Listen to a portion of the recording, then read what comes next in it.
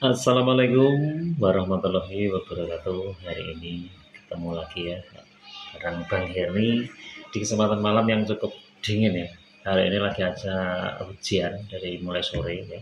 Mungkin kawan-kawan yang lagi di rumah lagi bersantai, mungkin suasana malamnya di tempat Anda sedang hujan atau gerimis, atau mungkin sesuai dengan harapan Anda. Maksudnya gini ya, kalau kan punya tanaman sudah kering, kalau ada hujan, alhamdulillah.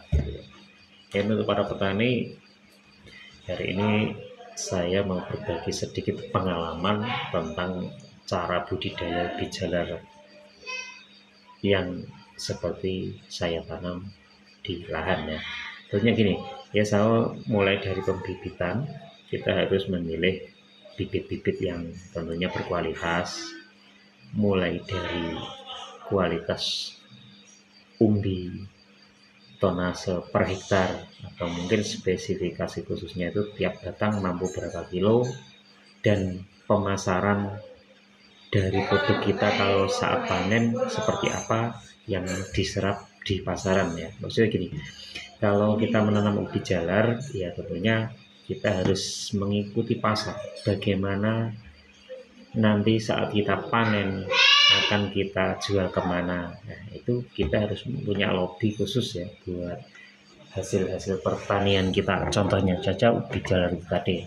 Kalau memang di daerah Anda jenis-jenis ubi, contohnya ubi AC itu banyak peminatnya, mungkin Anda yang khusus ditanam jenis AC, atau mungkin ubi Jepang ya, itu di daerah Anda yang khususnya itu paling laku, itu bisa kita manfaatkan menanam jenis itu. Tapi kalau kita punya terobosan yang lain, bisa juga kita lakukan penanaman jenis-jenis yang lain. Mungkin di daerah Anda sudah ada beberapa jenis, tidak ada salahnya Anda juga ingin menanam jenis yang lain. Mungkin Anda juga melihat di channel YouTube siapa gitu kok hasilnya bagus ya. Kita jangan ragu, jangan takut dengan apa yang ada di dalam YouTube itu ya. Maksudnya gini, kita nggak harus kuwi tenan apa ora ngono ya. Kita sambil mengamati YouTube dari orang-orang atau kawan-kawan yang sudah mempresentasikan dan membagikan videonya di YouTube itu apakah benar ya. Kita harus membuktikan, berani berkorban untuk membeli contohnya itu. Kalau beli nggak usah banyak, nanti sedikit untuk pembibitan aja nggak masalah. Tapi kalau Anda sudah percaya dengan produk apa yang ditampilkan dalam YouTube itu, sudah secara logika itu dinalar masuk akal, itu jangan khawatir, jangan jangan apa ya, jangan ragu untuk membeli contohnya. Itu aja, dikembangkan di lahan Anda. Mungkin di YouTube itu kan banyak sekali ya. Contohnya di YouTube Bang Heri Petani Indonesia itu banyak terdapat varian-varian ubi jalar ya. Memang saya juga, kakak juga, kawan-kawan yang tergabung di kelompok tani kami itu banyak menanam varian-varian ubi jalar ya. Itu kenapa? Karena kita ingin kualitas ubi jalar yang tentunya dari kami itu dari hari ke hari, dari tahun ke tahun itu akan menjadi lebih baik ya. Maksudnya lebih baik itu bukan cuman baik berupa barang atau produk, tapi yang kita utamakan adalah kualitas, kuantitas, dan produk ya.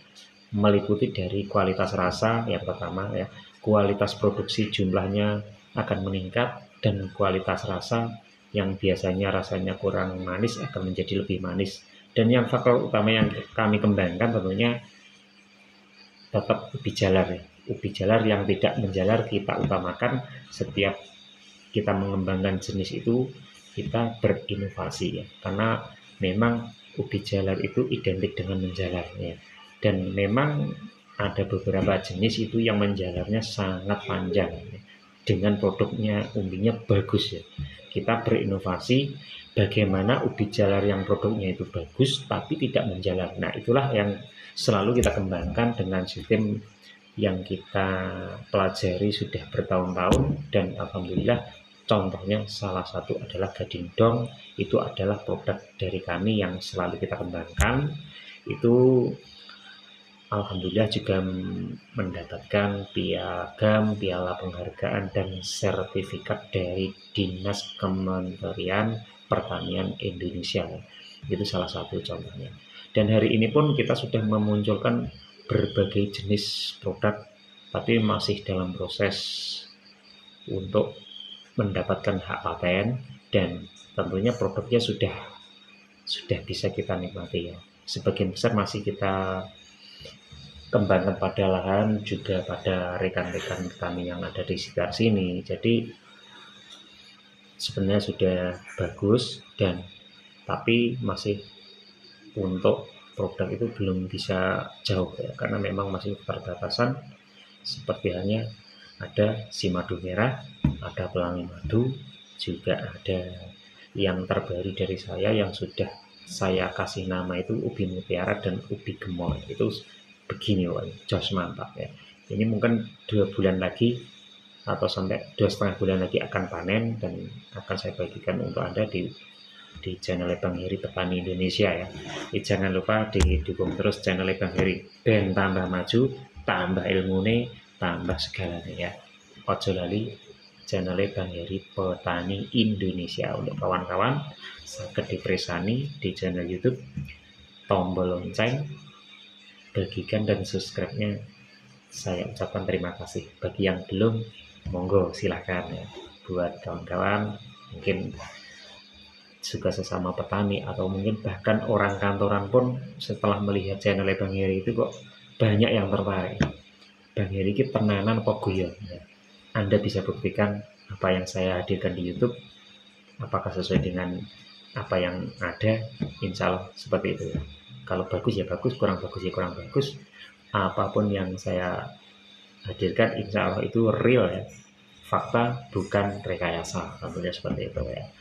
Ya, ini hari ini malam-malam sedikit berbagi cerita ya, mungkin cara-cara pemilihan bibit yang benar, penggarapan lahan dari nol sampai kita waktu tanam, sampai perawatan pun. Kalau Anda ingin belajar bersama Bang Heri, itu bisa lihat di channel Bang Heri Petani Indonesia ya kawan. Oke, yaitu sekilas saja dengan profil saya. Ini basicnya sebenarnya ya begini ya.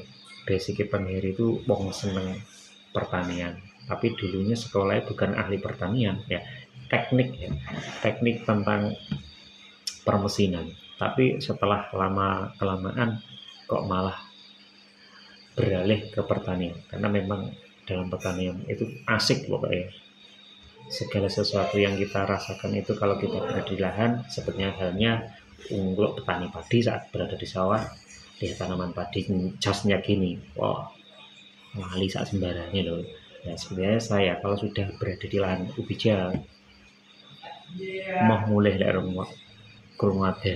Nah itu itu hanya humoris saja ya. Yang penting kalau kita bekerja harus tepat waktu, efisiensi waktu, juga apa ya, memanage segalanya itu harus kita perhatikan dengan matang. Mulai dari program tanam hari ini, panennya pas musim ini, dan kita harus mempunyai agenda dengan apa yang kita tanam, panennya kapan, pas harga yang diusahakan itu naik melonjak seperti roket ya. Jadi kita petani tidak dianggap remeh, karena kita adalah petani cerdas ya.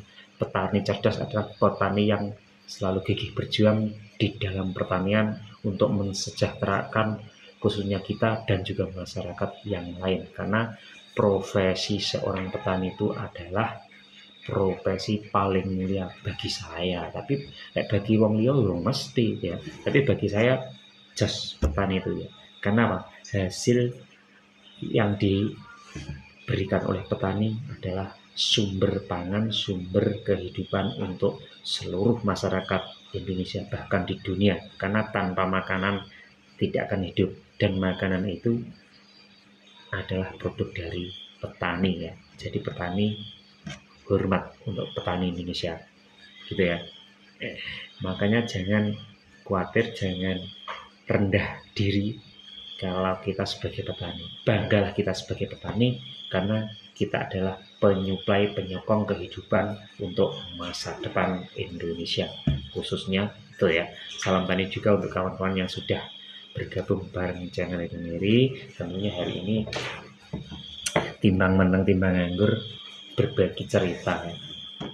Jadi suka duka petani kadang ada kekurangan pupuk, ada serangan hama, tapi dengan teori kita sampai sharing kemana-mana pun kadang kita juga bisa mendapatkan ilmu, bahkan ilmu itu datangnya tidak terduga saat kita melihat YouTube, saat kita melihat di TikTok, di Facebook, itu ada orang yang berbagi dari petani di mana, dan tidak secara langsung kita juga mempelajari dari petani yang lain, kita terapkan, mungkin bisa mengatasi masalah kita dengan solusi yang dari medsos ya.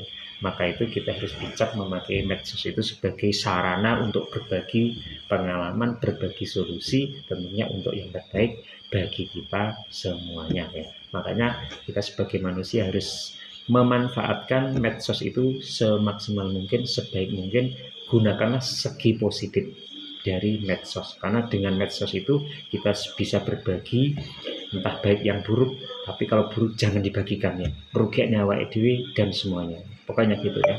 Salam tani, assalamualaikum warahmatullahi wabarakatuh. Sukses buat kamu.